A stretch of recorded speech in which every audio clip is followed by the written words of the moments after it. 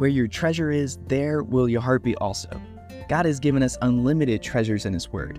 Every time we open it, we can discover a new treasure or admire an old one. What will we find today? Here's Carla Early with Treasure Hunt in the Word.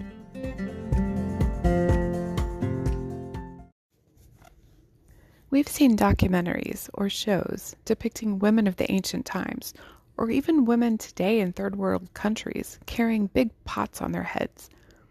I don't think I've ever seen a man doing that, but that's how I picture the woman from Sychar coming to the well before she met Jesus. Hot, tired, carrying that heavy jar on her head that was about to get heavier with water that she'd need to carry back. And she did this every day. Makes my head hurt just thinking about it. When Jesus explained that He offered living water as a free gift of God and revealed that He was the Messiah, it says the woman left her water pot and went her way into the city to tell everyone. I imagine her running all the way. When we studied this section of Scripture in Bible Study Fellowship, they had a question that asked, why did the woman leave her jar behind? I said, because you can't run with a water pot on your head. I was thinking more about it later and realized that's very biblical. Hebrews 12:1 says, "Let us lay aside every weight and the sin which so easily ensnares us, and let us run with endurance the race that is set before us." You could easily think of this woman's water pot as symbolic of her old life, which she tried to fill in different ways, but nothing ever really satisfied.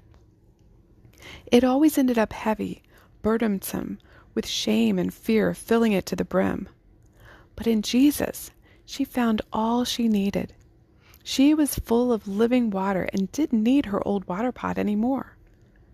That's a very spiritualized idea of what happened, and not very practical.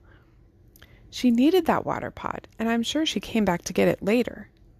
And after Jesus left, she continued to take her heavy jar to the well for water every day.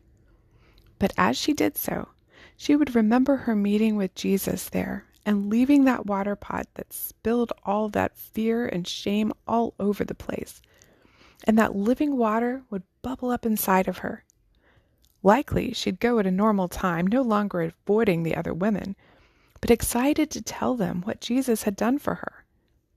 But that day, after her conversation with Jesus, that water pot would only be an encumbrance to weigh her down. She may have even forgotten that it was there as she ran back to town. Besides, she'd be back.